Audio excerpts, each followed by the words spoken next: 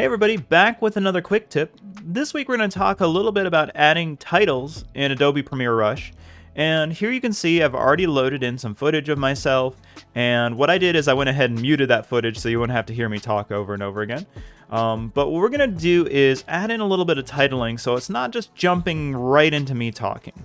And adding titling in Premiere Rush is really easy. All you do, there's a sticker icon up here in the corner. And if I click on that sticker, and then I go to add graphic, it brings up all these different graphics over here. So we have titles, we have transition graphics, we have overlays, lots of different stuff here. And what we're going to focus on is titles here. So I'm going to hit more, and that shows me all these different kinds of titles I can have. I can have different graphics, different titles, things that overlay over the top of things, and things that start up before I start talking. So let's take a look at what I mean by that. So if I look at, let's say, insert title and click and drag that before my footage, it will actually go in before that footage. And if I scrub my playhead back, I can hit play. You can see that it has a little animation here, and then it will go into my footage. Now that's a little bit long. I can always shorten that up. All I have to do, zoom in here at the bottom, grab the edge, drag it over just a little bit, and that shortens that title up, makes it a little bit faster. And with that, if I want to change up what that says, all I have to do is click on that type and say something like quick tips.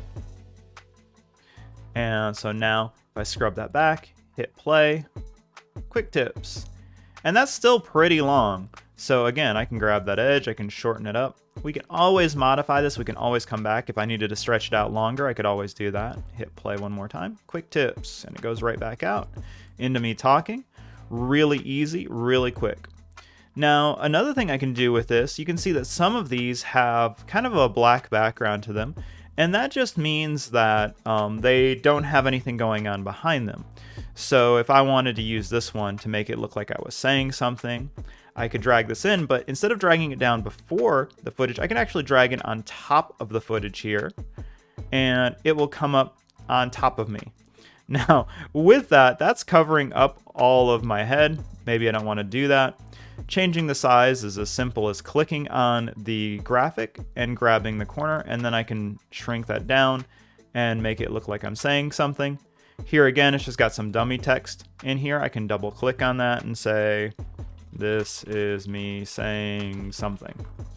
All right, so now if I scrub my playhead back, hit play, we can see it automatically animates. I'm not saying anything right there, but it automatically animates that up.